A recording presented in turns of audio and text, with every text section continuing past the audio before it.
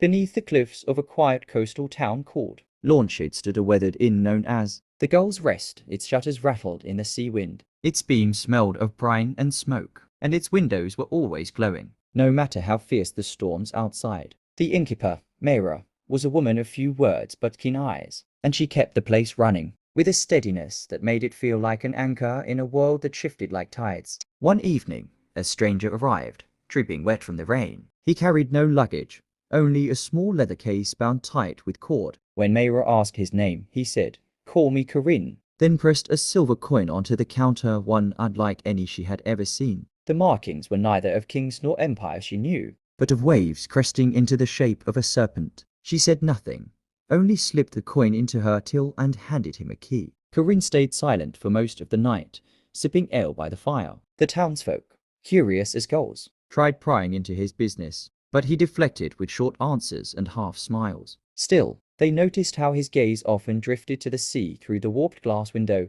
as though he were waiting for something to rise from its black waters. Just past midnight, when the inn had grown quiet, Mayra went to check on the lamps. She found Corinne standing by the door, the leather case clutched to his chest. He asked her softly, "Do you hear it?" Before she could reply, a low rumble rolled through the ground, like distant thunder, but the sky was clear. From beyond the cliffs, the sea churned and foamed though no wind stirred. Corinne looked at her with haunted eyes. "It has followed me here. I had hoped the land might be far enough, but it never stops." Before Mayra could ask more, the door shuddered against a sudden blast of spray. Though the waves had no path up the steep rocks, Corinne stepped forward, pulling at the cords of his case. Inside lay a length of glass shaped like a flute, glowing faintly with its own inner light. He lifted it to his lips, and the sound that poured forth was unlike music, more like the echo of the ocean in a shell, layered with sorrow and warning. The rumble stilled. The frothing sea below grew calm again. Corinne lowered the flute,